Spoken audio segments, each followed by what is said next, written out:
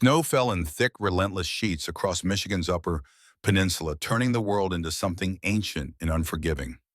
The kind of snow that didn't just cover the ground, it erased it.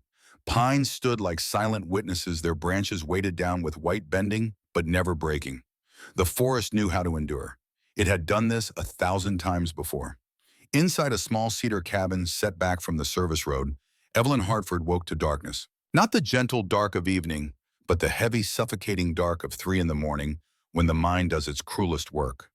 Her eyes opened to the ceiling beams above her bed, rough-hewn wood that smelled like resin and old smoke. Her breath came fast, too fast, and her heart hammered against her ribs like it was trying to escape. The dream again. Always the same dream. A warehouse in Detroit. Concrete floors slick with rain that had leaked through the broken roof. The smell of rust and motor oil. A child's voice, high and terrified, calling for help. Eve running weapon drawn, clearing corners the way she'd been trained. Her partner shouting coordinates through the radio static. The door at the end of the hall padlocked from the outside. She'd kicked it open. Too late. Always too late. Eve closed her eyes and forced herself to breathe. In through the nose count to 4. Hold. Out through the mouth count to 6. The therapist's instructions. Doctor. Brennan had told her the nightmares would fade with time, that the brain needed to process trauma like the body needed to heal a wound. 6 months of mandatory leave. 6 months of forced rest in a cabin that belonged to her late father, a man she'd barely known, but whose silence she'd apparently inherited. A warm weight shifted beside her bed. Titan. The German shepherd lifted his massive head, amber eyes catching what little moonlight filtered through the curtains. His ears were forward alert but not alarmed, just checking, making sure she was all right. 5 years old, 90 pounds of muscle and instinct, with a sable coat that looked black in dim light, and a scar along his right shoulder from a training accident that had almost ended his career before it started. He'd been her partner for 3 years. FBI and certified K9, specialized in search and rescue with cross-training in threat detection. The kind of dog that could find a missing hiker in a blizzard or identify an explosive device hidden in a crowded terminal. The kind of dog that didn't bark without reason and didn't trust without cause. Right now, he was watching her with the patience of something that had seen her wake like this 100 times. Eve reached down and rested her hand on his head. Warm, solid, real. "I'm okay," she whispered, though she wasn't sure if she was talking to the dog or herself. Titan's tail thumped once against the floor. A small sound in the quiet cabin, but it was enough. Enough to pull her back from the edge of the dream, back into the present moment, where she was safe and no one was screaming for help she couldn't give. She sat up slowly, swinging her legs over the side of the bed. The floor was cold even through her socks. The cabin had heat, but it was the kind of old baseboard system that worked hardest in the rooms you weren't using. She grabbed the fleece pullover from the chair beside her bed and pulled it on over her thermal shirt. Her reflection caught in the window glass, athletic build gone slightly, too thin, shoulder-length, dark brown hair that needed cutting, blue-gray eyes that looked tired even after 8 hours of sleep.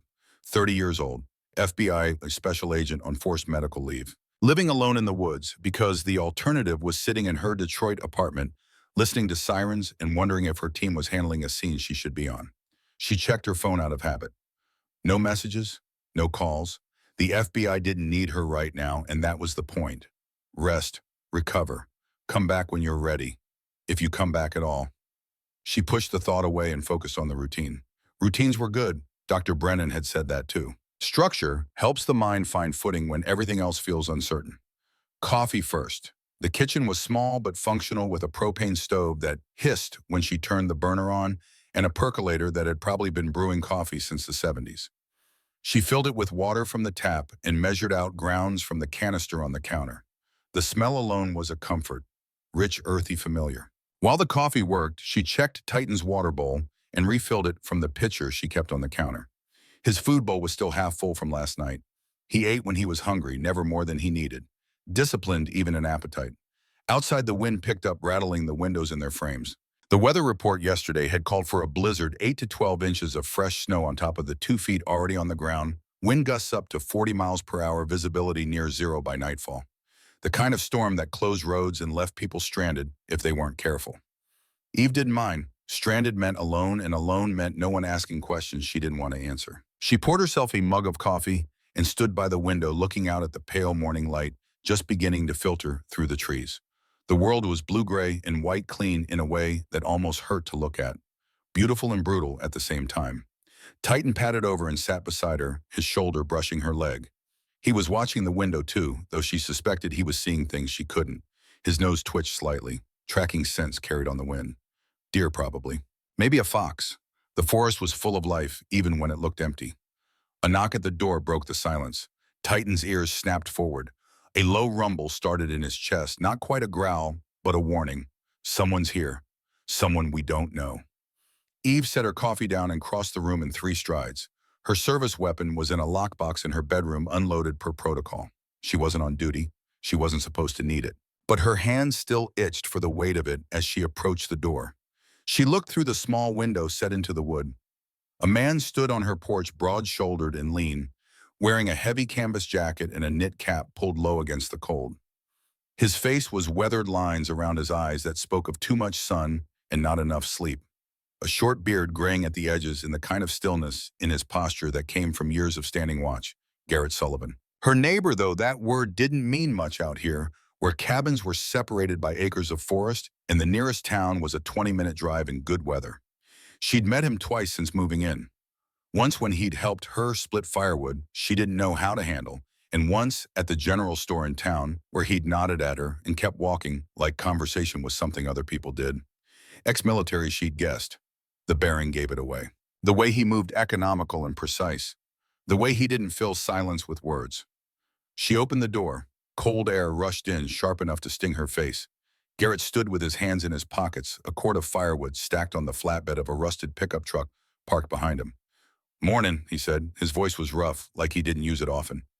"Brought the wood you ordered. Storm's coming in hard tonight. Figured you'd want it stacked before then." Eve had almost forgotten. She called the local supply company a week ago, and they'd said someone would deliver when they could. She hadn't expected Garrett to be the one doing it. "Thanks," she said. "I can help unload." "No need. Just point me where you want it." She gestured to the covered area beside the cabin where a half-empty woodpile sat. "There's fine." Garrett nodded and turned without another word. Titan watched him through the open door, ears still forward, but the rumble in his chest gone. Assessing. Deciding. Eve stepped out outside onto the porch, pulling her jacket tighter against the wind. She watched Garrett work, lifting logs from the truck bed and stacking them with the kind of efficiency that came from doing the same task 1,000 times. No wasted motion, no hurry. "You didn't have to do this yourself," she said after a moment. Garrett glanced at her, then back at the wood. "Company's short-staffed. Everyone's getting ready for the storm. I had time. You do this full-time firewood delivery. Part-time. Park ranger the rest of the year. Off-season now." That explained the truck, the outdoor gear, the way he moved through the snow like it was nothing. Eve watched him stack another row of logs, the cold biting at her cheeks. "You live nearby?" she asked.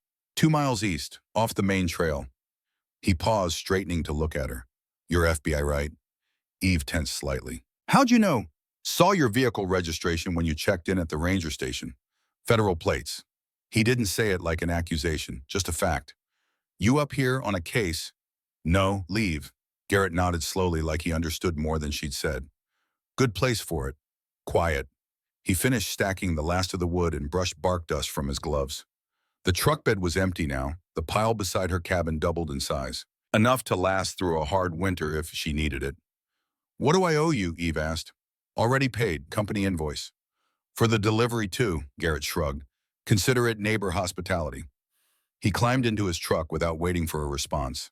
The engine turned over with a cough, and he backed down the narrow drive with practiced ease. Eve watched until the truck disappeared into the trees swallowed by the falling snow. Titan stepped out onto the porch beside her, his breath fogging in the cold air. He sniffed once in the direction Garrett had gone, then looked up at Eve as if to say, "He's all right, not a threat." "Yeah," Eve murmured. "I think so too." The morning stretched into afternoon. Eve tried to read a thriller she'd picked up in town, something about a detective hunting a serial killer, but the words blurred together and her mind kept wandering. She put the book down and did what Dr. Brennan had told her not to do. She opened her laptop and checked her work email. 43 unread messages. Most of them automated reports or inter-department memos that didn't require a response. 3 from her old partner, Agent Marcus Delacroix, updating her on cases they'd worked together. He was careful not to make it sound like he needed her input, but she could read between the lines.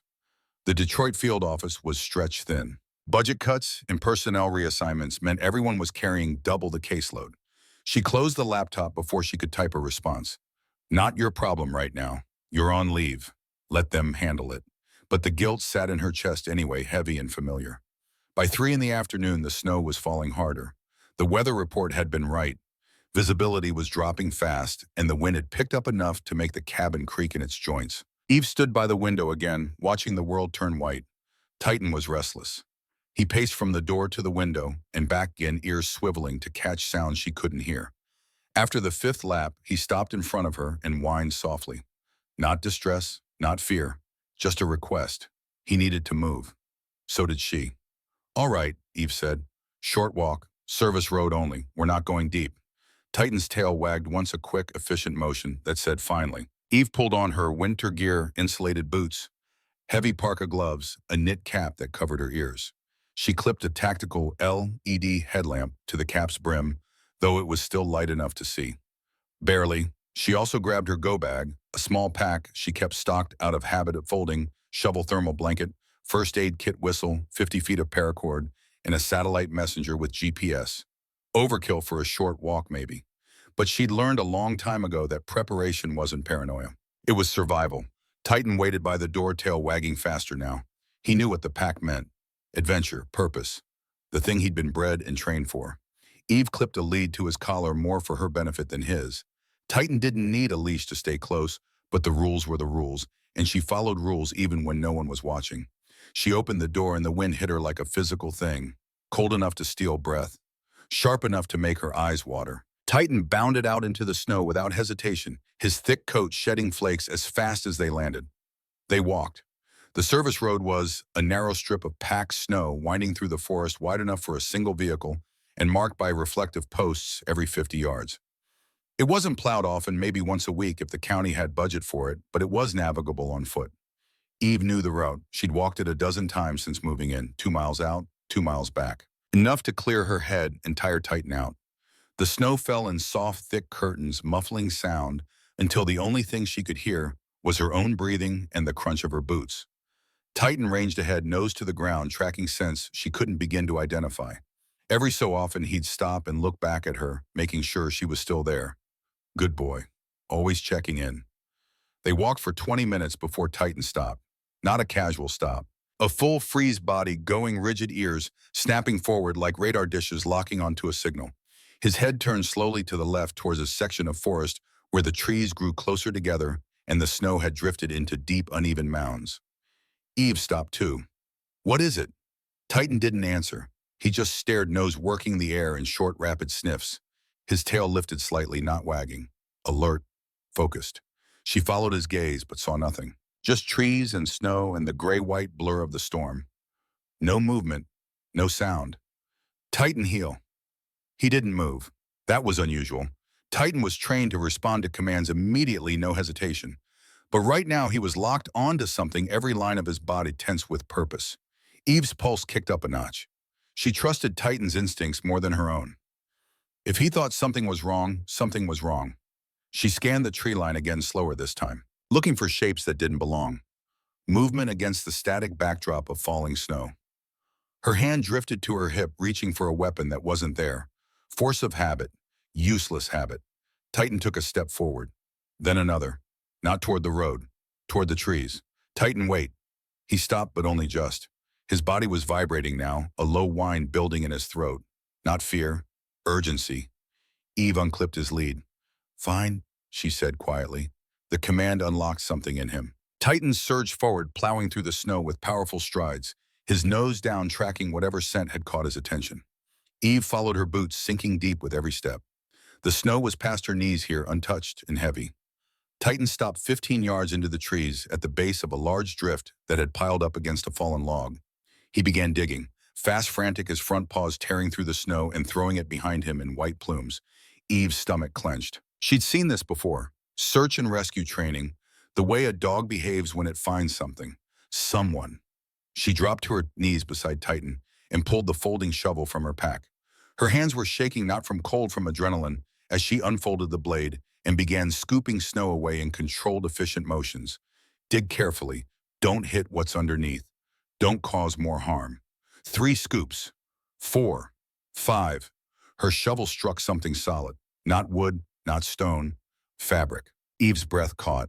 She set the shovel aside and used her gloved hands to brush away the remaining snow. Working faster now, her heart pounding so hard she could feel it in her throat. A jacket, dark blue insulated, caked with ice. A shoulder, an arm, a person, buried under the snow. "Oh God," Eve whispered. She cleared more snow, revealing a head of face. Young, female, teenage, maybe 16 or 17. Pale skin, blue-tinged lips, lashes crusted with frost. A strip of duct tape covered her mouth, partially peeled away at one corner. Eve pressed two fingers to the girl's neck, searching for a pulse. There, faint, thready, but there, alive. "Tighten, good boy, good boy." The dog backed off slightly, his job done, and watched as Eve worked. She peeled the tape from the girl's mouth as gently as she could, revealing raw, chapped skin underneath. The girl's eyes fluttered open, unfocused, dilated, struggling to see. "Hey," Eve said, her voice steady despite the panic clawing at her insides. "Hey, I've got you. You're safe now. Can you hear me?" The girl's lips moved, but no sound came out. Her whole body was shaking violent tremors that spoke of deep, dangerous cold. Hypothermia. Stage 2, maybe stage 3. Eve stripped off her own jacket and wrapped it around the girl's shoulders, then pulled the thermal blanket from her pack and layered it on top. She needed to get the girl's core temperature up, but she had to do it slowly. Warming too fast could send her into shock. "What's your name?" Eve asked, rubbing the girl's arms through the layers. Friction, gentle warmth. "Can you tell me your name?" The girl's eyes focused slightly, locking onto Eve's face. Her mouth opened, and this time sound came out. Barely a whisper, cracked and raw. "Hannah." "Okay, Hannah, I'm Eve. I'm FBI. You're going to be okay. I need you to stay with me, all right? Stay awake." Hannah's head rolled to the side, eyes sliding shut again. "Hannah, look at me." The girl's eyes opened halfway, glazed but aware. "How long have you been out here?" Eve asked. Hannah's lips trembled. I, I don't, it's okay. Don't worry about that. I'm going to get you help. But I need to know, did someone do this to you? Did someone bury you here?" Hannah's eyes filled with tears that froze on her lashes before they could fall. She nodded just barely. "Who?" Eve asked, her voice gentle but urgent. "Who did this?" Hannah's mouth moved. Eve leaned closer, straining to hear over the wind. "Captain Drake," Hannah whispered. "He's coming." The words landed like a punch to Eve's gut. Captain Drake. A name, a rank, law enforcement. Before Eve could ask more, Hannah's hand shot out and grabbed her wrist with surprising strength. Her eyes were wide now, focused with the kind of clarity that only terror can bring. 11 more, Hannah gasped. "Warehouse. Frozen Lake. 48 hours. They ship us out." Her grip loosened and her eyes rolled back. She went limp in Eve's arms. Hannah, stay with me." Eve checked her pulse again. Still there, but weaker. She needed medical help now. Not in 10 minutes. Well, Eve pulled the satellite messenger from her pack and activated the emergency beacon. The device would send her GPS coordinates to the nearest search and rescue dispatch, along with a distress code that meant immediate life-threatening emergency. Response time in this weather would be 30 minutes minimum, maybe longer. Too long. She pulled out her phone. No signal. The storm had wiped out the cell towers, or she was too deep in the trees. It didn't matter. The beacon was her only option. Titan stood beside her ears, pinned back, eyes on the tree line. He let out a low, rumbling growl that made the hair on the back of Eve's neck stand up. She looked where he was looking. 200 yards away, barely visible through the falling snow, a shape stood between the trees. Human, tall, motionless, watching. Eve's hand instinctively reached for her hip again. Still no weapon. Stupid. So stupid. The figure didn't move, didn't call out, just stood there silent and still like a shadow cast by something that wasn't there. Titan's growl deepened, his lips pulling back to show teeth. "Easy," Eve murmured, though she wasn't sure if she was talking to the dog or herself. She stared at the figure, trying to make out details. Gender, build, anything, but the snow was too thick, the distance too great. For 3 long seconds, neither of them moved. Then the figure turned slowly, deliberately, and walked away. Not running, not hurrying, just walking as if it had all the time in the world. And then it was gone, swallowed by the storm. Eve's heart was hammering now, her breath coming in short, sharp gasps. Every instinct screamed at her to grab Hannah and run, but she forced herself to stay calm. Think. Assess. Whoever that was, they knew Hannah was here. They'd probably known all along. The burial had been deliberate, calculated, And now someone had just watched Eve find her, which meant they were either confident Eve couldn't do anything about it, or they wanted her to find Hannah. Neither option was good. The distant sound of a snowmobile engine cut through the wind. Then another, coming closer. Search and rescue. Had to be. The beacon signal had gone through. Titan barked once sharp and commanding. Not a warning, a signal. Reinforcements. Eve held Hannah close, keeping the thermal blanket wrapped tight, and waited. The snowmobiles came into view, three of them headlights cutting through the storm like knives. They stopped 20 yards out, engines idling, and two figures in heavy winter gear climbed off and approached on foot. One of them was Garrett Sullivan. He took one look at Eve, at the girl in her arms, and his expression shifted from concern to something harder. Something that understood exactly what he was seeing. "How bad?" he asked, kneeling in the snow beside them. "Hypothermia stage 2 or 3. Pulse is weak. She's been out here at least a few hours, maybe more." Eve's voice was steady, clinical, FBI mode. She said someone buried her, duct tape on her mouth. This wasn't an accident. Garrett's jaw tightened. He nodded to the second figure, a paramedic in a county rescue jacket, who immediately moved in with a medical kit. The paramedic checked Hannah's vitals, moving fast but methodical. "We need to get her to the hospital. Now." Yes, they transferred Hannah onto a rescue sled and attached to one of the snowmobiles, wrapping her in more blankets and securing her with straps. The whole process took less than 3 minutes. Garrett looked at Eve. "You coming?" "Yeah." She scooped Titan up, all 90 pounds of him, and lifted him onto the second snowmobile. He didn't protest, just settled into position like he'd done this before. Maybe he had. Military working dogs trained for everything. Eve climbed on behind him, and Garrett took the controls. The engine roared to life, and they shot forward through the snow, following the paramedic's sled. The ride was brutal. Wind tore at her face, snow blinding her even through squinted eyes. She held onto Titan with one hand and Garrus's jacket with the other, trusting him to navigate terrain she couldn't see. 20 minutes later, they burst out of the forest onto a cleared road where an ambulance waited, lights flashing red and blue against the white landscape. Paramedics swarmed Hannah, transferring her from the sled to a gurney and into the back of the ambulance. Eve caught a glimpse of her face, still pale, still unconscious, before the doors slammed shut and the ambulance pulled away, siren wailing. Garrett cut the snowmobile engine. The sudden silence was deafening. Eve slid off the seat, her legs shaking from adrenaline and cold. Titan jumped down beside her, shaking snow from his coat. "She said a name," Eve said quietly, looking at Garrett. "Captain Drake. Said he was coming." Garrett's expression didn't change, but something flickered in his eyes. Recognition. "You know him?" Eve asked. "County Sheriff's Department. Captain Vincent Drake. 28 years on the force. Decorated. Respected." Garrett paused. "Also Hannah Beckett's stepfather." Eve felt the ground shift beneath her. Stepfather. The girl had been buried alive, and the man she'd named was family. Law enforcement. Someone people trusted. "We need to get to that hospital," Eve said. "Now." Garrett nodded and started the engine. They rode in silence, following the ambulance's path through snow-covered roads that wound between dark trees. Eve's mind was racing, piecing together fragments. Hannah had said 11 more. Warehouse, frozen lake, 48 hours. This wasn't random. This was organized, systematic. And if Captain Drake was involved, that meant someone with authority, resources, and the ability to cover tracks. The hospital was a small, single-story building on the outskirts of town, the kind of rural facility that handled broken bones and flu season, but probably hadn't seen a major trauma in years. Lights blazed in every window, and the emergency entrance was a hive of activity as staff rushed to meet the incoming ambulance. Even Garrett pulled up behind it, parking the snowmobile in a loading zone. Eve jumped off before the engine fully stopped, Titan at her heels, and pushed through the doors into controlled chaos. Hannah was being wheeled down a hallway surrounded by nurses and a doctor in navy scrubs. The doctor was a woman, late 30s, dark-skinned hair pulled into a tight bun, moving with the calm efficiency of someone who'd done this 1,000 times. Eve caught up to them. "I'm the one who found her. FBI." The doctor glanced at her, eyes sharp. "Dr. Amelia Whitmore. Hypothermia. Stage 2, maybe 3. She was conscious when I found her, but lost consciousness during transport." Dr. Whitmore nodded. "We'll warm her slowly. No heroics. You did good getting her here fast." They pushed through double doors into a trauma bay. Eve started to follow, but a nurse held up a hand. "Family only past this point." "I'm FBI," Eve said again, pulling her badge from her pocket. The nurse hesitated, then stepped aside.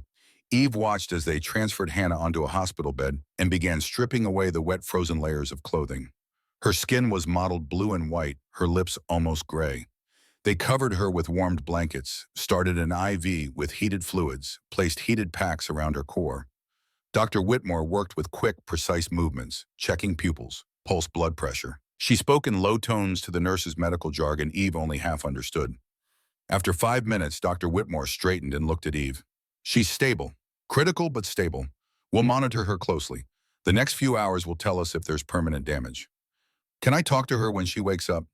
If she wakes up in the next few hours, you can have 5 minutes. No more. She needs rest. Eve nodded. Thank you. She stepped out of the trauma bay into the hallway where Garrett was waiting, leaning against the wall with his arms crossed. Titan sat beside him, perfectly still, eyes tracking every person who walked past. How is she? Garrett asked. Alive. That's all they can say right now. A deputy in a county sheriff's uniform approached from the other end of the hall, young, maybe mid-20s with short blonde hair and the kind of squared shoulders that came from wanting to prove herself. You're the one who found the girl, the deputy asked, looking at Eve. That's right. I need a statement. What happened where you found her, everything you remember. Eve gave her the basics: time, location, condition of the victim, the duct tape over her mouth. She left out Hannah's words.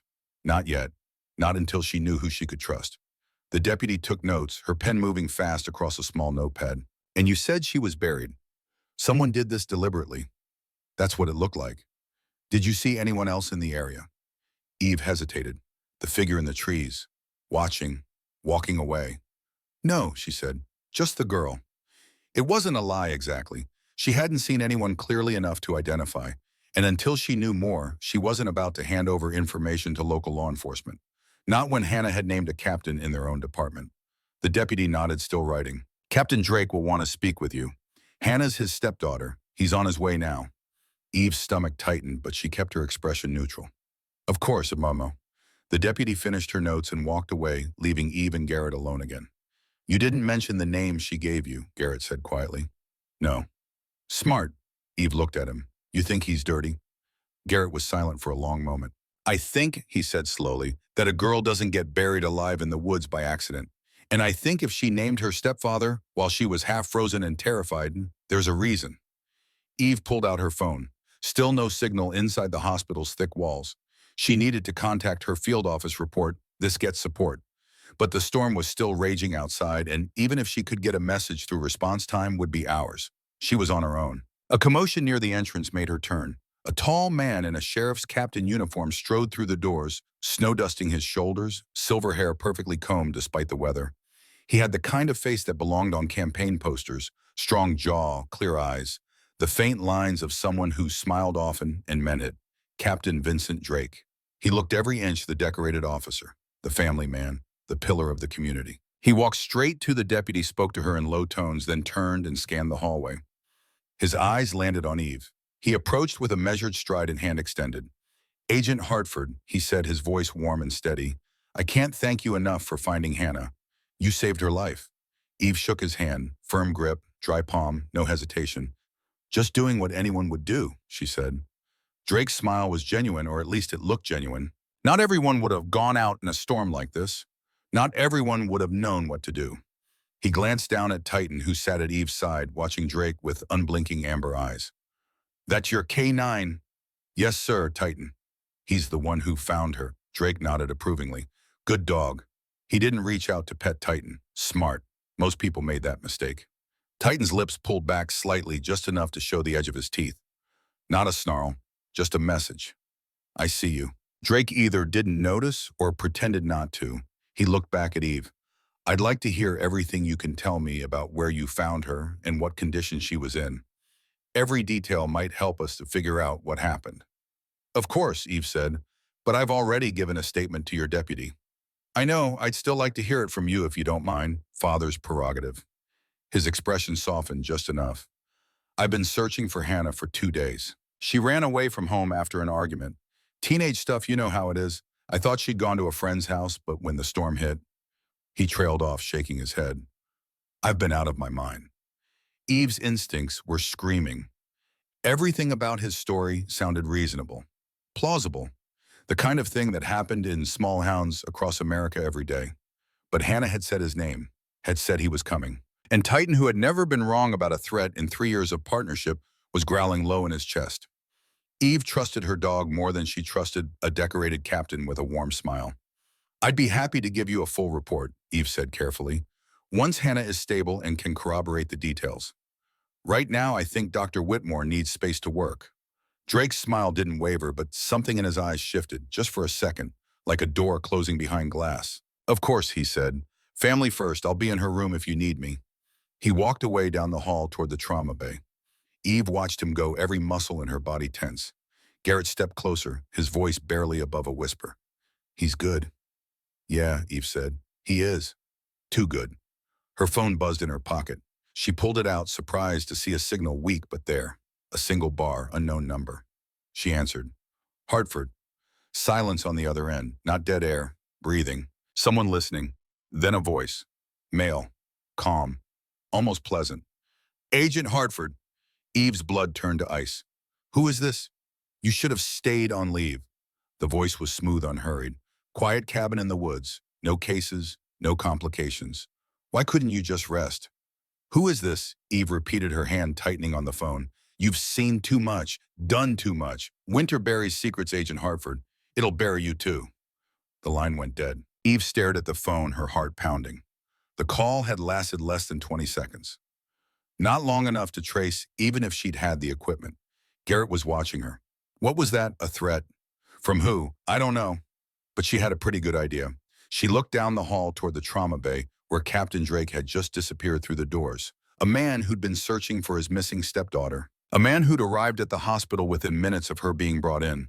A man whose name had been the last thing Hannah said before losing consciousness. Titan pressed against her leg, a solid warm weight, grounding her, reminding her that she wasn't alone. Eve took a breath and made a decision. She wasn't on leave anymore. She was on a case, and whatever was buried under the snow of Michigan's Upper Peninsula, she was going to dig it up, even if it killed her. The hospital coffee tasted like burnt cardboard, but Eve drank it anyway. She needed the heat more than the caffeine needed something to do with her hands, while her mind worked through the pieces that didn't fit. Hannah Beckett, 16 years old, buried alive in the snow, duct tape over her mouth. Her stepfather, a decorated sheriff's captain, showing up at the hospital with a story about a runaway teenager and a family argument. And a voice on the phone telling Eve she'd seen too much. None of it added up to accident. All of it pointed to something deliberate. She stood in the hallway outside the trauma bay watching the doors. Garrett had gone to move his truck from the emergency zone, leaving Titan with her. The dog sat at her feet perfectly still, ears tracking every sound in the building. He hadn't relaxed since Captain Drake walked past them. That low growl had never fully stopped, just quieted to something Eve could feel more than hear. A nurse pushed through the trauma bay doors, nearly running into Eve. "Sorry," the woman muttered, hurrying past with an armful of medical supplies. Through the briefly opened doors, Eve caught a glimpse of Hannah on the hospital bed. Still unconscious? Still pale. But the monitors showed steady rhythms, and Dr. Whitmore was speaking calmly to another nurse. Good signs. Captain Drake sat in a chair beside the bed, his head bowed, hands clasped between his knees. The picture of a worried father. If Eve hadn't heard Hannah whisper his name, hadn't felt the warning in her gut, she might have believed it. The door swung closed again. Eve pulled out her phone and moved to a quieter corner of the hallway. The signal was still weak, flickering between one bar, and nothing but it was enough. She pulled up her secure messaging app, the one the FBI used for field communications, and typed quickly. To Agent Patricia Rousseau, FBI Detroit Field Office. Subject urgent. Possible human trafficking. Case message. Found juvenile female buried alive in snow near Copper Harbor, Vermont.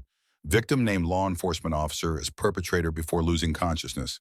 Request immediate support and guidance. Severe weather limiting communications. Will update when possible. She hit send and watched the message sit in the outbox, trying to push through the weak signal. 5 seconds. 10. 15. Finally, the status changed to delivered. Eve let out a breath she didn't know she'd been holding. Patricia Rousseau was a 20-year veteran of the FBI and tough as iron and twice as sharp. If anyone could mobilize resources in the middle of a blizzard, it was her. But even Patricia couldn't change physics. Response time in this weather, from Detroit to the Upper Peninsula, would be 4 hours minimum. Probably longer. Eve was on her own until then. A hand touched her shoulder, and she spun, instincts flaring. Garrett stood there, palms raised. Easy, just me. Eve forced herself to breathe. Sorry, I'm a little on edge. You should be. Garrett glanced toward the trauma bay. Drake's still in there. Yeah. He say anything else to you? No, he's playing the concerned father, doing a good job of it too. Garrett's expression was unreadable. You know what you're walking into here? No, Eve admitted, but I'm going to find out. Alone. I called my field office. Help's coming, but not for a few hours. Garrett was quiet for a moment, then nodded slowly. All right, then you're going to need someone who knows the area, and someone who's been in situations like this before. Eve studied him. The weathered face, the calm eyes, the way he carried himself with that particular stillness that only came from military training. Navy SEAL, she guessed. Was 20 years. Retired 2 years ago. Why medical discharge, took shrapnel in Kandahar, nothing life-threatening but enough to end the career. He said it matter-of-factly like he was describing the weather.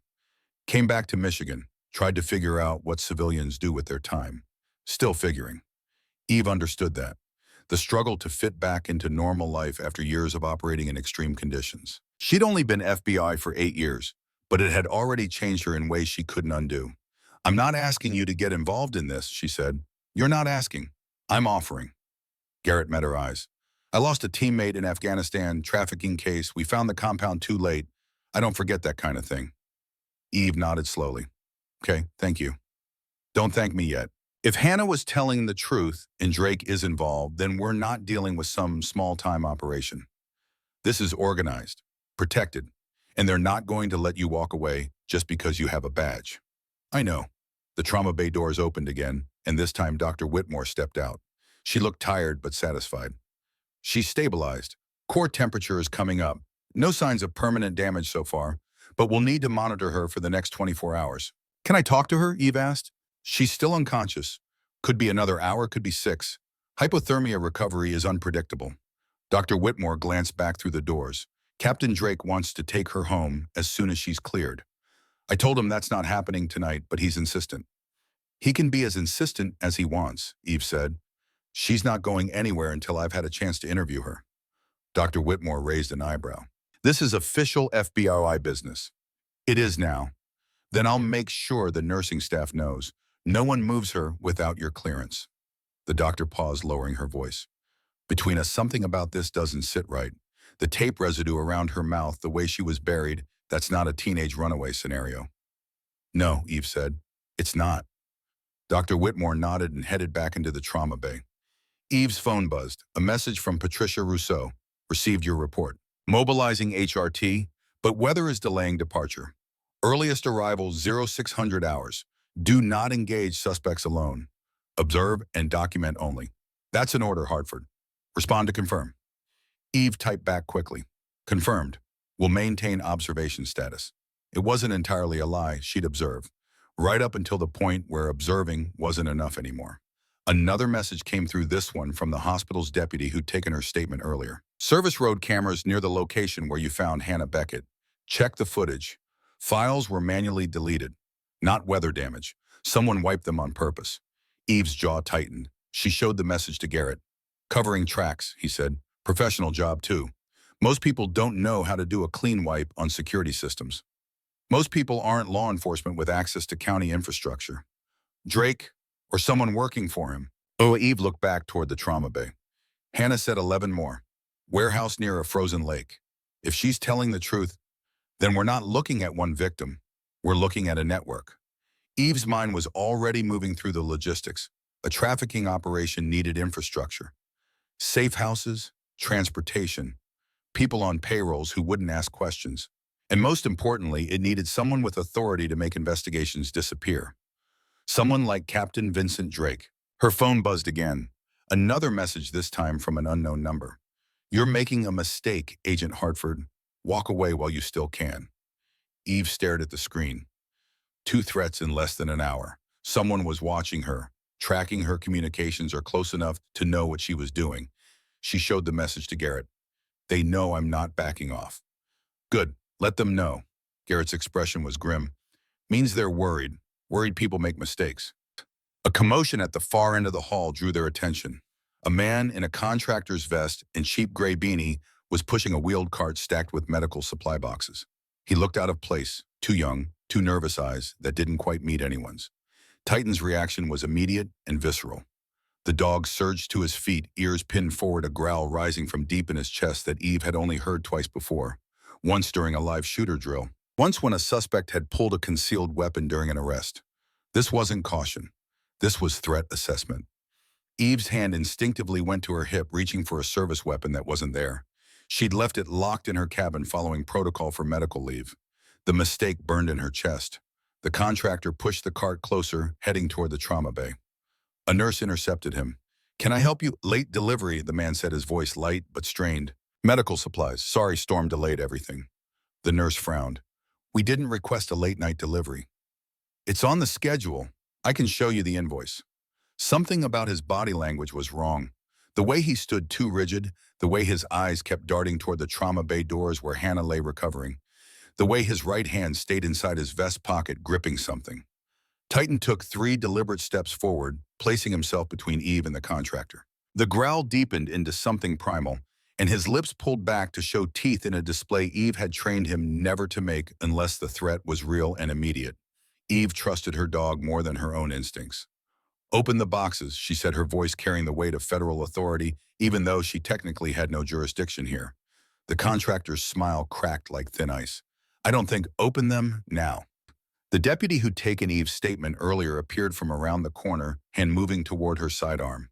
"Is there a problem here?" "This man is delivering supplies the hospital didn't request," Eve said calmly, keeping her eyes locked on the contractor. "And my K9 is indicating a chemical threat." The deputy looked at Titan, who was now vibrating with barely contained aggression, every muscle coiled and ready. She'd seen enough police dogs to know what that posture meant. "Sir, I'm going to need you to step away from the cart and keep your hands where I can see them." The contractor hesitated, just for a second, but that second told Eve everything she needed to know. He bolted. The cart went crashing to the floor as he shoved it toward the deputy and sprinted for the exit. Boxes spilled open, medical supplies scattering across the tile in a chaos of white gauze and plastic packaging. Except they weren't all medical supplies. Tucked beneath the sterile packages was a sealed plastic pouch, unmarked and vacuum sealed. And beside it, a hard case designed for syringes, the kind that held pre-filled doses. But these weren't for IV lines or vaccinations. "Stop!" the deputy shouted, drawing her weapon as the contractor crashed through the exit doors. Garrett was moving before Eve could speak, his SEAL training erasing 20 years in an instant. He sprinted after this contractor with the kind of explosive speed that didn't match his weathered appearance, disappearing into the storm beyond the glass doors. Eve knelt beside the spilled cart, pulling an evidence glove from her pocket habit, made her carry a few even on forced leave, and carefully opened the plastic pouch with the edge of her pen. Inside were 3 syringes pre-filled with clear liquid that caught the fluorescent light. No pharmaceutical labels. No dosage markings, no identifying information of any kind. "Don't touch those," Dr. Whitmore said sharply, appearing at Eve's side. She'd heard the commotion and come running. She pulled on her own gloves and examined the syringes without picking them up, her experienced eyes narrowing. "This isn't medication, at least not anything we stock here." "What is it?" "I'd need to run tests to be certain, but based on the viscosity and the way it's packaged, Doctor." Whitmore's jaw tightened, her professional calm cracking slightly. "Could be potassium chloride, high concentration. Injected directly into a recovering hypothermia patient, it would stop the heart in minutes. Make it look like the victim's body just couldn't recover from the cold exposure." The words landed like a physical blow. They weren't here to help Hannah. They were here to finish what the snow had started, to silence the one witness who could name Captain Vincent Drake. The exit doors banged open and Garrett strode back in alone. Snow dusted his shoulders and his breathing was slightly elevated, but his expression was carved from stone. Lost him in the storm. He had a vehicle waiting exactly where he needed it. 50 yards out, engine running, gone in 10 seconds. This wasn't improvisation. This was planned. The deputy was already on her radio, calling for backup, requesting a county-wide alert for a suspect matching the contractor's description. But Eve knew it was already too late. Whoever sent that man had planned for failure. He was already miles away, and any evidence he might have carried was gone with him. Captain Drake emerged from the trauma bay, his face a carefully constructed mask of concern. "What's going on out here? I heard shouting." The deputy explained quickly, the contractor, the cart, the syringes that weren't medicine. Drake's expression shifted through what looked like genuine shock, then anger, then grim determination. Each emotion perfectly timed, perfectly calibrated. Someone tried to hurt Hannah here in a hospital. Someone tried to kill her. Eve corrected, watching his face for any micro-expression that didn't fit the script. And they knew exactly where she was, exactly when to strike, and exactly how to make it look like natural causes. Drake's eyes locked onto hers, and for just a moment, less than a heartbeat, the warm, concerned father act slipped. Eve saw something else beneath it, something cold and calculating and utterly without remorse. Then it was gone, replaced by righteous fury that would have convinced anyone who wasn't looking for the cracks. "I want this entire building locked down," Drake said, his voice carrying command authority that made even the FBI deputy straighten instinctively. "No one in or out without clearance. Deputy, call the sheriff. I want every available unit on this. I don't care about the storm." "Sir, the storm." "I don't care about the storm. Someone just tried to murder my daughter in a hospital bed. I want them found. Now." The deputy nodded and hurried away to make calls, and Drake turned back to Eve. His expression softened into something that looked like gratitude but felt wrong in ways Eve couldn't articulate. "Agent Hartford, I owe you again. If you hadn't been here, if your dog hadn't alerted—" He shook his head, the gesture of a father contemplating a nightmare too terrible to voice. "I can't even think about it." "Just doing my job," Eve said, keeping her voice neutral and her eyes steady on his face. "Well, you've gone above and beyond tonight."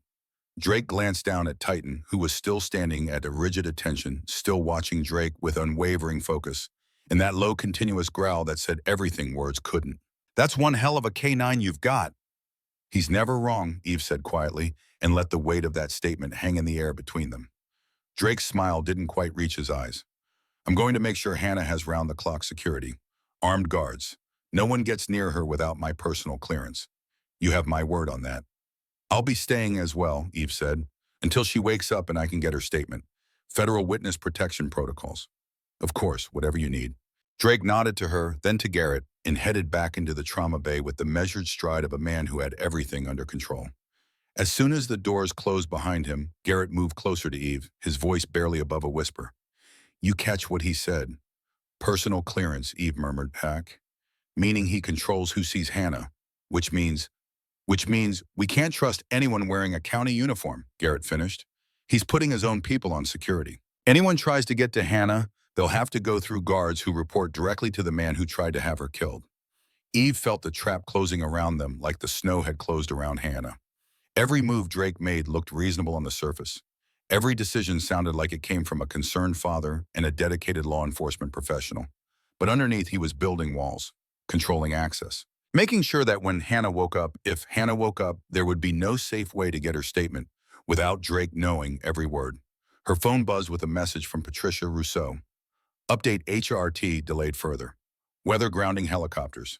Ground transport only option. New ETA 900 hours. Sending you backup agent Marcus Delacroix is in Marquette on another case. He can be to you in 90 minutes. Hold position until he arrives. Do not engage alone. Acknowledge." Eve checked the time. 2,100 hours. Marcus wouldn't arrive until 22:30 at the earliest, assuming the roads were even passable. 3.5 hours until HRT, 90 minutes until her partner arrived with support, and Hannah Beckett lying unconscious in a hospital room, guarded by men who might be working for the man who'd buried her alive in the snow. She looked at Garrett, then down at Titan, who had finally relaxed slightly, but whose eyes remained locked on the trauma bay doors like a sentinel watching for demons. "We need to get that GPS tracker," Eve said quietly. "The one Hannah said was sewn into her jacket lining. If it really has locations for 11 other girls, we need that data before Drake figures out she had it." "Evidence locker." "Should be hospital protocol for patient belongings." They moved with purpose, Eve flashing her badge at the nurse's station and requesting access to Hannah Beckett's personal effects. The night shift clerk was tired and overworked and didn't ask difficult questions, just pointed them toward the secure storage room with a wave of her hand. The jacket was there, still damp with melting snow, still torn at the shoulder, where Titan had grabbed it during the rescue that felt like days ago, but had been only hours. The fabric was cheap polyester designed to look like better material, the kind of coat a teenage girl might buy at a discount store with money saved from a part-time job. Eve ran her fingers along the hem, feeling for the anomaly Hannah had described. There, a small hard bump beneath the lining, no bigger than a button. She pulled out her pocket knife and carefully cut the stitching with hands that had steadied now that she had a concrete task. The GPS tracker fell into her palm. Military-grade hardware, not civilian equipment. The kind of device that cost serious money and required technical knowledge to program. The kind of thing a teenage runaway couldn't possibly afford or know how to use, unless someone had given it to her. Eve powered it on and the small screen lit up with data that made her stomach clench. 12 locations, 11 marked active in red, 1 marked extracted in yellow. Hannah's count had been off by 1, or they'd grabbed another girl in the time since she'd escaped. Eve pulled out her phone and photographed every screen, every coordinate, uploading them to her secure FBI server, with hands that wanted to shake, but didn't because she wouldn't let them. Garrett leaned over her shoulder, studying the map. Most of these are clustered around water, Lake Superior, smaller inland lakes. One location stands out. He pointed to coordinates that resolved into an address when Eve cross-referenced them. A warehouse facility on a narrow peninsula jutting into Lake Superior, surrounded by forest on 3 sides and frozen water on the 4th, 30 miles from where they stood. Isolated, defensible, perfect for hiding something you didn't want found. That has to be the holding facility, Eve said. Or it was. If Drake knows Hannah escaped, if he knows she had this tracker, he'll move them. Hannah said 48 hours before they shipped the girls out. If she escaped 2 days ago, we're out of time, Garrett finished. They're moving them tonight, maybe right now. Eve's phone rang. Marcus Delacroix. She answered. Marcus? Eve. Got Patricia's message. Roads are hell. GPS says 90 minutes, but I'm thinking closer to 2 hours. What's your situation? Eve filled him in quickly. The hospital infiltration attempt, Drake's suspicious behavior, the GPS tracker showing 11 active locations, and 1 warehouse that screamed primary facility. Marcus swore softly. You need to wait for HRT. Do not approach that location alone. That's not a request, that's an order from Patricia through me. If we wait, those girls are gone, loaded into trucks and shipped across state lines. You know how this works. And if you go in without backup, you're dead. You know how that works too. Eve looked at Garrett, who was watching her with that calm, steady expression that said he'd follow whatever decision she made and make it work even if the odds were terrible. I won't be alone, Eve said.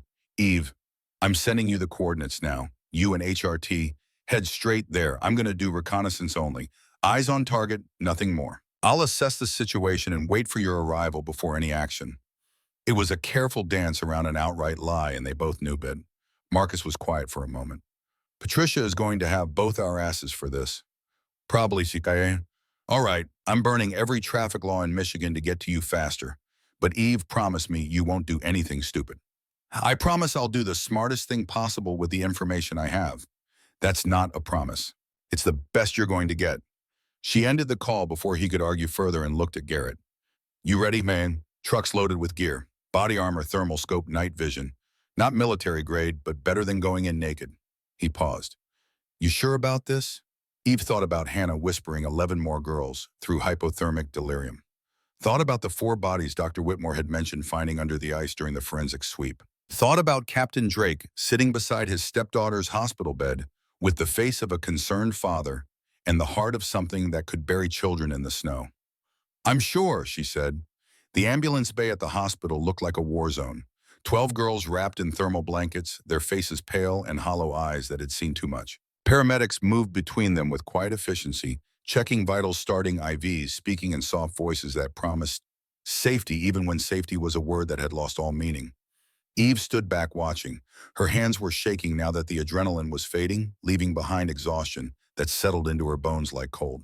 Titan pressed against her leg, his weight grounding her, reminding her she was still here, still standing. Marcus approached with 2 steaming cups of coffee. He handed one to Eve without a word. She took it, grateful for the warmth, even though she couldn't taste anything past the copper tang of fear that still coated her tongue. State police are setting up a perimeter around the warehouse, Marcus said. HRT is doing a full sweep. Looks like most of the guards scattered when we showed up, but they left behind enough evidence to bury a small city. He paused. And they found bodies under the ice, just like you said. Eve closed her eyes. She'd hoped she was wrong about that.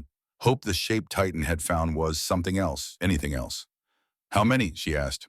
4 so far. Medical examiner thinks they've been there for months, maybe longer, preserved by the cold. Marcus's voice was carefully neutral, the way agents talked when the alternative was screaming. This wasn't some new operation, Eve.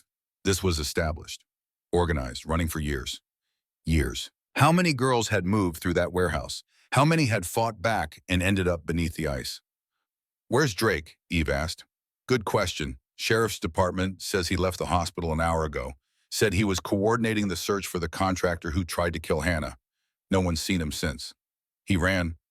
Looks that way. We've got an APB out roadblocks on every major highway. Storm's still bad enough that he can't have gotten far. Marcus studied her. You think he knew that we were coming? He knew something, probably has people watching the warehouse. The second we breached, someone made a call. Then he's had an hour head start. Could be across state lines by now. Not in this weather, and not without resources. Eve thought about the calm in Drake's eyes, the way he'd played the concerned father so perfectly. He's got a bolt hole, somewhere local, somewhere he's prepared for exactly this scenario. We'll find him. Will we? Eve looked at Marcus. How many people in the sheriff's department knew about this? How many were on his payroll? We can't trust local law enforcement. We can't even be sure about state police. FBI's clean. Are we? Because one of the girls just told a paramedic that a woman with an FBI jacket brought her to the warehouse. Eve watched Marcus's expression shift. We've got a leak, Marcus. Maybe multiple leaks. And until we know who, we can't trust anyone. Marcus swore quietly. Patricia needs to hear this. Patricia's in Detroit coordinating from there. By the time she vets everyone and sets up a clean chain of custody, Drake could be in Canada. So what do you want to do? Eve looked at the girls being loaded into ambulances. 12 survivors, 4 bodies under the ice. Hannah Beckett fighting hypothermia in a hospital bed. And somewhere in the storm, a decorated captain who'd built an empire on stolen lives. I want to finish this, Eve said. The FBI had set up a temporary command center in the hospital's conference room. Maps covered every surface, laptop screens glowed with data streams, and agents moved with the controlled urgency of people who knew they were racing a clock that had already run out.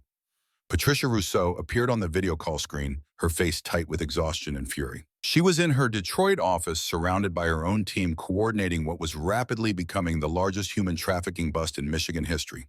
Agent Hartford, Patricia said, her voice carrying the weight of 20 years and zero tolerance for excuses. You disobeyed a direct order. Yes, ma'am. You engaged hostile forces without backup. Yes, ma'am. You extracted 12 victims from an active crime scene in the middle of a blizzard with nothing but a retired SEAL and a K-9. Yes, ma'am. Patricia was silent for a long moment. Then her expression shifted just slightly. Good work. Now don't ever do it again. Understood. Status on the victims. Marcus stepped into frame.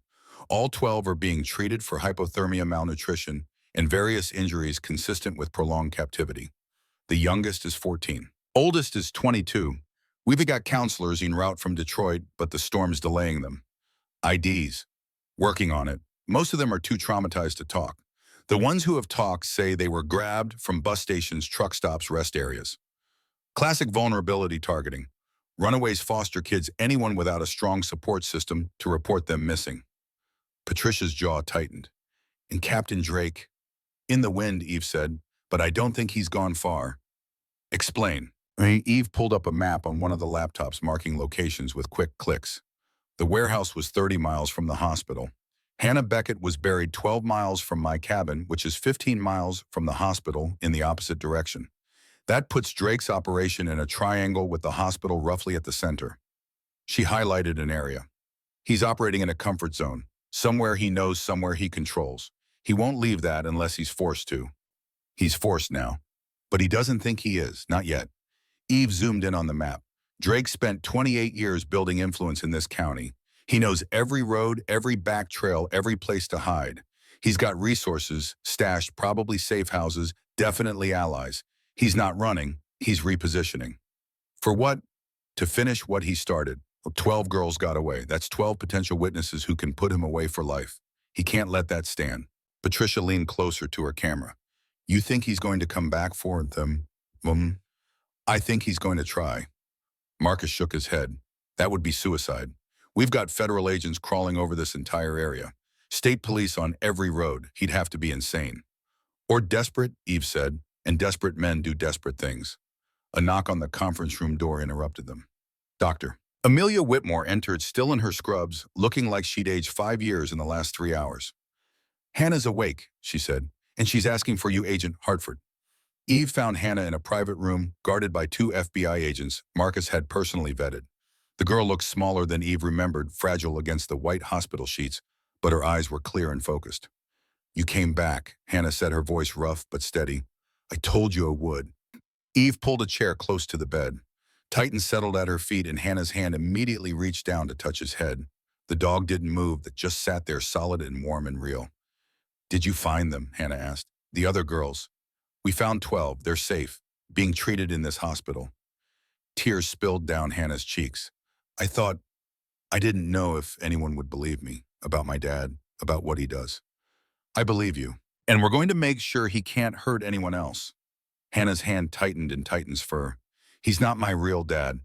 My real dad died when I was 8. Drake married my mom 2 years later. He was nice at first, brought me presents, took me camping. Then mom got sick. Cancer. She died last year. I'm sorry. After she was gone, he changed. Or maybe he just stopped pretending. Hannah's voice was flat now, reciting facts because emotions were too dangerous. He started bringing girls to the house. At night, said they were runaways he was helping. But I heard them crying, heard him on the phone talking about money, about buyers. Did you tell anyone? I tried, went to a teacher. She said I was grieving, making things up because I was angry about losing my mom. Went to my school counselor. She called Drake. He picked me up, took me home, and locked me in my room for 3 days. Said if I ever told anyone again, I'd end up like the girls who didn't behave. Eve felt rage building in her chest, hot and righteous. How did you end up buried in the snow? I found evidence, photos on his computer, financial records. I copied everything to a USB drive and was going to mail it to the FBI. But he caught me, took the drive, said I'd forced his hand. Hannah's eyes went distant. He drove me to the woods, made me walk into the snow, taped my mouth, told me winter would take care of his problem. Then he buried me and left. But you had the GPS tracker. I sewed it into my jacket lining the week before. One of the girls at the warehouse told me about it. She had one too, said it was the only way anyone would find us. She gave me hers before they... Hannah stopped, unable to finish. Before they... what? Before they took her away. The ones who fight back or try to escape, they don't come back. Drake calls them examples. Hannah looked at Eve directly. She's under the ice, isn't she? The girl who gave me the tracker. Eve didn't lie. Probably. We found 4 bodies. We'll identify them and notify families. Hannah nodded slowly. Her name was Cassidy. She was 17, from Ohio. She liked poetry. I'll make sure that's in the report. They sat in silence for a moment. Then Hannah said, he's not going to stop. Even if you arrest him, even if you put him in prison, he'll find a way. He always finds a way. Not this time. How can you be sure, Boy? Because I'm not going to give him the chance. A commotion in the hallway made Eve turn. Raised voices, the crackle of radios, running footsteps. One of the FBI guards opened the door. Agent Hartford, we've got a situation. Eve was on her feet immediately. What kind of situation? Sheriff's Department just showed up. 10 officers. They're demanding access to the victims. Say it's their jurisdiction and we're interfering with a local investigation. Led by who? Sergeant Thomas Vickers. He was Drake's second in command. Eve's blood ran cold. Don't let them in. Nobody gets past this door without my explicit authorization. They've got a judge's order. I don't care if they have a note from God. Those girls are federal witnesses in protective custody. Local law enforcement has no jurisdiction here. The guard nodded and moved back to his post. Eve turned to Hannah.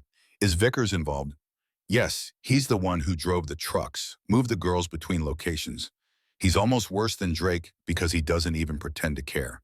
It's just business to him. Eve pulled out her phone and called Marcus. We've got Sheriff's Department trying to access the victims, led by Sergeant Vickers. Hannah confirms he's part of the operation. On my way, Eve looked at the 2 guards. No one comes through that door. I don't care what papers they have. You shoot first and sort out jurisdictional issues later. Clear. Clear. She left Titan with a Hannah the dog would die before letting anyone hurt the girl and headed for the main corridor. The scene was controlled chaos. 10 sheriff's deputies in full uniform, all armed, all positioned in a way that looked official but felt like a siege. Leading them was Sergeant Vickers, a man in his mid-40s with the kind of face that looked friendly until you saw his eyes. Marcus was already there, standing between the deputies and the hallway that led to the victims. Behind him, 6 FBI agents, weapons not drawn, but hands positioned for quick access. Sergeant Vickers, Marcus said, his voice calm and professional. I understand you have concerns, but these victims are in federal protective custody. You'll need to coordinate with our field office if you want access. We don't need to coordinate anything, Vickers said. His voice was smooth, reasonable. These are crimes that occurred in our county. We have jurisdiction, and we have a court order from Judge Morrison authorizing us to take custody of all victims for processing. Judge Morrison, Eve said, stepping forward, the same judge who's been on Captain Drake's Christmas card list for 15 years. Vickers' eyes narrowed. That's a serious accusation, Agent Hartford. And human trafficking is a serious crime, Sergeant. So is obstruction of justice. So is conspiracy. Eve held his gaze. We have 12 survivors who are going to testify that your department, your officers were directly involved in their abductions and captivity. We have financial records showing payoffs to 14 county officials. We have bodies under the ice. So you can take your court order and, Agent Hartford, Marcus said quietly. A warning. Eve forced herself to breathe. You're not taking these girls, period. Then you're in contempt of a court order. Then I'm in contempt. Arrest me if you want, but those girls don't move until I have independent verification that every single person involved in their transport has been vetted and cleared by federal authorities. Vickers smiled, and it was the kind of smile that never reached the eyes. You're making this very difficult. Good. The standoff held for a long moment. 10 deputies against 6 FBI agents. The math wasn't favorable, but Eve knew Marcus wouldn't back down. Neither would she. Then Vickers' radio crackled, a voice urgent. Sergeant, we've got a problem at the warehouse. You need to see this. Vickers lifted the radio without breaking eye contact with Eve. What kind of problem? Sir, the evidence. Someone's been here. Multiple someones. They've destroyed everything. Computers smashed, files burned, the whole operation's been wiped. Eve's stomach dropped. Vickers' smile widened. Sounds like you've got bigger problems than jurisdiction, Agent Hartford. Without evidence, you don't have a case. Just a bunch of traumatized girls telling stories about a decorated police captain. He keyed his radio. Copy that. I'm en route. He looked back at Eve. Guess you'll have to let them go eventually. Can't hold witnesses forever without charges. And without evidence, there won't be any charges. He turned and walked away, his deputies following. As soon as they were gone, Marcus rounded on Eve. The warehouse, he had a contingency plan. Of course he did. Eve was already moving, pulling out her phone. He knew the second we breached that warehouse, he had a limited window to destroy evidence. While we were busy with the rescue, he had people inside cleaning up. HRT secured the scene. An hour after we left, that's 60 minutes to destroy hard drives, burn files, remove anything that could definitively tie him to the operation. Eve called Patricia. We've got a problem. Patricia's response was immediate and profane. How bad? Bad enough that Sergeant Vickers just walked in here with a smile. Someone destroyed evidence at the warehouse. Tell me we have backups. Tell me we have something. Eve thought about the GPS tracker still in the evidence locker, about Hannah's testimony, about the 12 girls who could identify faces and locations. We have witness testimony, she said. Witness testimony from traumatized teenagers against a decorated police captain with 28 years of service in a department full of character witnesses. Eve, you know how this plays out. Defense tears them apart on the stand, talks about false memories, coaching attention-seeking. Without physical evidence, we have the GPS tracker, which proves nothing without the server data it was transmitting to. And let me guess, those servers were in the warehouse.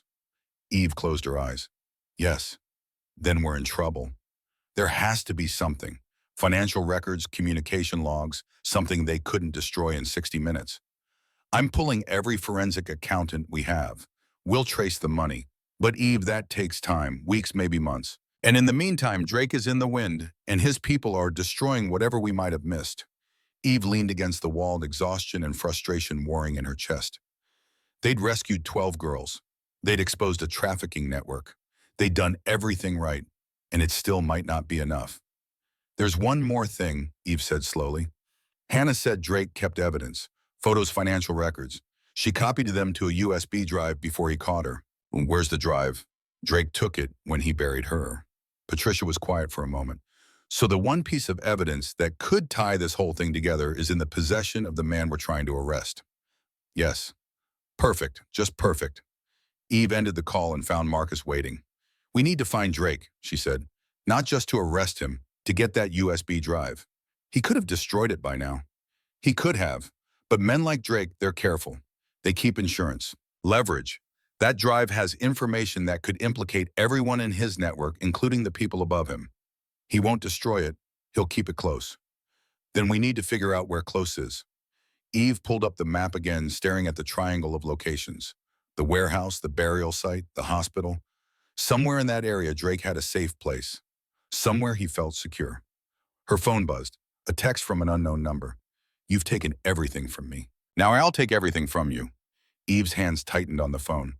"He's watching us. Right now, he knows we're at the hospital." "Hospital's locked down. He can't get in." "Can't he?" "He's got 10 deputies who just walked right up to our perimeter. Who says they all left?" Marcus's expression shifted. "You think Vickers left people behind?" "I think Vickers is playing a game. Keep us focused on the jurisdictional fight while someone slips through the back door." They moved fast, splitting up to check security points. Eve took the east wing where the victims were being treated. Marcus took the west where Hannah's room was located. Eve's radio crackled. One of the FBI guards. "Agent at Hartford, we've got a nurse trying to access the victims ward. Says she's here to check vitals, but she's not on the staff roster." "Detain her, I'm coming." Eve ran Titan, materializing at her side from wherever he'd been. They reached the victims ward to find a woman in scrubs, hands raised, face calm. "There's been a mistake," the woman said. "I'm with the night shift. Just started last week." Eve looked at the guard. "She on the hospital personnel list?" The guard checked his tablet. "No, ma'am." "Then she's not a nurse." Eve stepped closer. "Who sent you?" The woman's calm cracked slightly. "I don't know what you're talking about." "You're going to jail for obstruction of justice, possibly accessory to human trafficking. Or you can tell me who sent you and maybe we work out a deal." The woman's shoulders sagged. "He said you'd all be gone by now. Said the sheriff's department would clear the scene." "Who said that?" "Sergeant Vickers. He gave me $2,000 to come in here and disconnect the IV on one of the girls. Make it look like a medical error." Eve felt sick. "Which girl?" "I don't know. He just said room 4. Room 4. Eve pulled up the patient roster. The girl in room 4 was 16 years old from Wisconsin, one of the ones who'd been conscious enough to give a statement. One of the witnesses who could put faces to naming. "Take her into custody," Eve told the guard, "and double security on room 4. She was pulling out her phone to call Marcus when the lights went out. Complete darkness. Emergency backup generators should have kicked in immediately, but they didn't. Someone had cut the power. Not just to the wing, to the entire hospital." Eve's radio crackled with overlapping voices. Marcus shouting orders, guards calling in positions, and underneath it all, the sound of gunfire. "This is it," Eve said into her radio. "He's making his move. All agents defensive positions around the victims. No one gets through." She pulled her night vision goggles down, still carrying them from the warehouse raid, and the world shifted to green. She could see FBI agents moving to secure positions. Could see patients in their rooms confused and frightened. Could see nurses huddled at their stations. And she could see at the far end of the hallway 3 figures in tactical gear moving with military precision toward the victim's ward. Not sheriff's deputies. These men were professionals. Mercenaries, probably. Hired by Drake to finish what his corrupt deputies couldn't. Eve keyed her radio. 3 hostiles, east corridor, full tactical gear. Engaging. She didn't wait for backup. She moved down the hallway, Titan silent at her side, weapon. Up, breathing controlled. The 3 men were focused on the victim's ward, not watching their 6. Mistake. Eve took the first one with 2 shots to the back. He went down hard, his weapon clattering across the floor. The other 2 spun, bringing their rifles up. Eve dove into a patient room as gunfire tore through the hallway. Titan followed low and fast. She came up firing from the doorway, forcing them to take cover. One ducked into a supply closet. The other flattened against the wall. Then Marcus was there, coming from the opposite direction, catching them in a crossfire. The fight was over in seconds. 2 men down, 1 wounded, all 3 disarmed. But Eve knew this was just the opening move. "He's here," she said. "Drake. He has to be close coordinating this." Marcus nodded. "I'll secure these 3. You go find him." Eve moved through the darkened hospital like a ghost Titan at her side, following an instinct she couldn't name. Drake was here. She could feel it, could sense him the way Titans sense threats. She found him in the hospital chapel. A small room on the ground floor, non-denominational, with simple wooden pews and a stained glass window that looked black in the darkness. Captain Vincent Drake sat in the front pew, hands clasped, head bowed. Praying or planning, Eve couldn't tell. She stepped inside, weapon raised. "It's over, Drake." He didn't move, didn't turn, just spoke to the darkness in front of him. "Is it because from where I'm sitting, it looks like you've lost? Evidence destroyed. Witnesses traumatized. My lawyers will tear apart anything they say. The judge will throw out the case. I'll retire quietly, move to Florida, and no one will ever prove a thing. We'll prove it. With what testimony from broken girls? GPS data from servers that don't exist anymore. You've got nothing, Agent Hartford. Nothing but theories and righteous anger. Eve moved closer, tightened, growling low beside her. I've got 12 survivors who are alive because I didn't give up. That's not nothing. No, Drake agreed. It's not. You did good work tonight. Saved lives. Should be proud. He finally turned to look at her and his face was calm, peaceful. But saving them doesn't mean you can prove I took them. The system doesn't work on feelings. It works on evidence, and the evidence is gone. Not all of it. Hannah told me about the USB drive, the one with your photos and financial records, the one you took from her before you buried her alive. Drake's expression didn't change, but something flickered in his eyes. If such a drive existed, and if I had it, what makes you think I'd keep it? I'd be stupid to hold on to something that could destroy me. You're not stupid, you're careful. That drive doesn't just have evidence against you. It has evidence against everyone in your network. Politicians, judges, other officers. It's your insurance policy. Your guarantee that if you go down, you take everyone with you. You'd never destroy that leverage. Drake smiled slowly. Smart woman. FBI trained you well. Where is it? Even if I told you, even if you found it, it wouldn't matter. The encryption key is in my head. Without it, the files are useless. And I'm not giving you that key. Then we'll break the encryption. Take months, maybe years. And in that time, my lawyers will have destroyed your case 6 different ways. You lose Agent Hartford. You did everything right and you still lose. That's how the world works. Eve felt something hot and bitter rising in her throat. Rage. Frustration. The same feeling she'd had in Detroit when she'd kicked down that warehouse door too late. But this time was different. This time she'd saved the people she could save. You're right, Eve said quietly. The system doesn't always work. Evidence gets destroyed. Witnesses get intimidated. Guilty men walk free. She lowered her weapon slightly. But here's the thing about systems, Drake. They're made of people, and people can choose. Choose what? To do the right thing. Even when it's hard. Even when it costs them. Drake laughed bitter and sharp. You think someone in my network is going to flip? Going to risk everything to testify against me? These people are survivors, Agent Hartford. They look out for themselves. Always have. Always will. Maybe. Or maybe one of them is tired. Tired of looking over their shoulder. Tired of sleeping with nightmares. Tired of being the kind of person who buries teenagers in the snow. You're naive if you believe that. I've been called worse. Eve's radio crackled. Marcus's voice. Eve, we've got a walk-in. Sergeant Vickers. Says he wants to make a deal. Drake's face went pale. No, he wouldn't. Wouldn't what betray you the same way you betrayed everyone else? Eve kept her weapon steady. You're under arrest, Captain Drake. For human trafficking, conspiracy, attempted murder, and about 40 other charges we'll add as we go. Stand up slowly and put your hands behind your head. Drake stood, but his hands didn't move. I could have killed you. In the woods. When I watched you find Hannah. I could have put a bullet in your head and ended this. Why didn't you? Because I didn't think you'd be a problem. FBI agent on medical leave, traumatized, broken. I thought you'd find Hannah, call it in, and let other people handle it. I thought you'd learned your lesson about being a hero. He shook his head. I was wrong. Yeah, Eve said, you were. She cuffed him herself, reading him his rights in the darkness of a chapel that smelled like old wood and broken promises. When she was done, Marcus arrived with 2 FBI agents who took Drake into custody. As they led him away, Drake looked back at Eve one more time. This isn't over. Yes, Eve said, it is. But she knew he was right. It would never truly be over. The sun was rising when Eve finally stepped outside the hospital. The storm had broken during the night, and the world was washed clean. White snow, blue sky, pale gold light that made everything look new. She was exhausted, bruised, running on coffee and adrenaline and the stubborn refusal to collapse until the job was finished. Titan sat beside her, his gray muzzle resting on her knee. He was tired too. She could see it in the way he moved slower than before, his joints stiff from the cold and the long night. But he'd done his job, saved lives. Been the kind of partner every agent hoped for and most never found. Marcus approached with 2 more cups of coffee.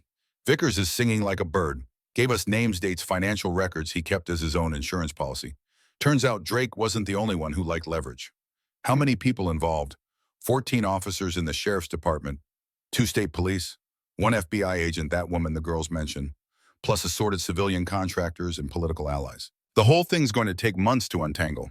And Drake's USB drive, found it in a safe deposit box under a false name. We've got our best cryptography team working on the encryption, but Vickers gave us enough other evidence that we might not need it. Eve nodded slowly. The girls, all stable, all talking to counselors. It's going to be a long road, but they're alive. That's what matters. Hannah, asking for you actually, says she wants to thank you properly. Eve finished her coffee and stood her body protesting every movement. Titan rose beside her, stretching carefully. They found Hannah in her room, sitting up in bed, looking more alert than Eve had seen her. Dr. Whitmore was checking her vitals, satisfied with whatever she found. Agent Hartford, Hannah said, I wanted to tell you something. What's that? When I was buried in that snow, when I couldn't breathe and I couldn't move and I thought I was going to die, I prayed. I don't usually pray, but I did then. I asked God to send someone, anyone. And then I heard your dog digging. Eve felt her throat tighten. Titan's the real hero. No, you both are. You didn't have to help me. You were on leave. You could have called someone else and walked away. But you didn't. Hannah's eyes were clear and steady. You stayed. And because you stayed, 11 other girls get to go home. That's not luck. That's not coincidence. That's a miracle. Eve didn't know what to say to that. She'd never been comfortable with the word miracle. She believed in training, evidence, hard work. But looking at Hannah alive and safe and healing, she had to admit there was something else at work too. Something beyond tactics and procedure. Get some rest, Eve said finally. You've got a long road ahead. So do you, Hannah replied. But I think you're going to be okay now. I can see it in your eyes. They're different than when you found me. Less haunted. Eve realized the girl was right. For the first time in 6 months, the nightmare warehouse in Detroit felt distant. The child's voice calling for help had been replaced by 12 voices, thanking her for coming when it mattered. She'd lost one fight, but she'd won this one. And maybe that was enough to start healing. The FBI field office in Detroit held a briefing 3 weeks later. The conference room was packed with agents, prosecutors, victim advocates, and reporters from every major news outlet in Michigan. Patricia Rousseau stood at the podium looking like she'd aged and rejuvenated at the same time. The case had taken everything from everyone involved, but it had also reminded them why they'd signed up for this work in the first place. Today, I'm pleased to announce that we have secured convictions or plea agreements in 47 cases related to the Great Lakes Trafficking Network, Patricia said. Captain Vincent Drake has been sentenced to 14 consecutive life terms without the possibility of parole. Sergeant Thomas Vickers received 25 years in exchange for his testimony.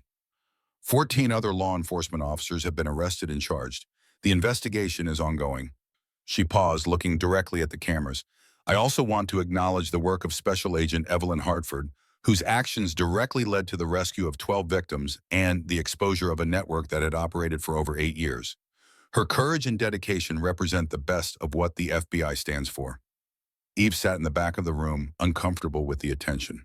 She'd written her reports, given her testimony, and done her job. The medals and commendations felt wrong somehow.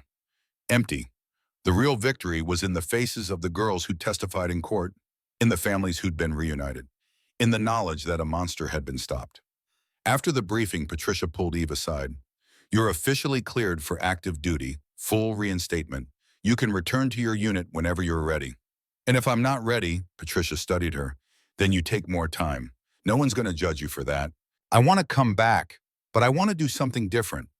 Different how? Eve thought about Hannah's words, about miracles and purpose, and the way small choices could save lives. I want to lead a task force, anti-trafficking specifically focused on the Great Lakes region. There are more networks out there, more people like Drake, and I want to stop them before they get as big as this one did. Patricia smiled slowly. I was hoping you'd say that. The budget's already approved. You'll have full authority to build your team, set your priorities, work across jurisdictions. It's yours if you want it. I want it. Good, because we've already got our first case, Wisconsin. 9 girls missing from a logging camp. Local sheriffs asking for FBI assistance.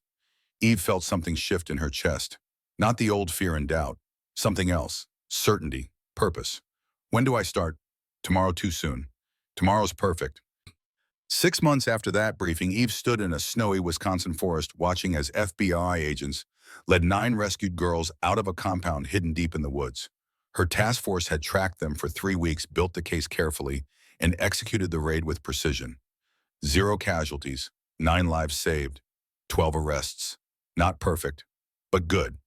Titan was grayer now, moving slower, spending more time resting than working. He'd been retired from active K-9 duty, but he still came with Eve on every case.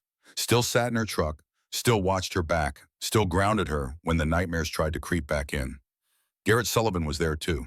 He joined the task force as a tactical consultant, bringing 20 years of SEAL experience to an organization that desperately needed people who understood how to operate in extreme conditions.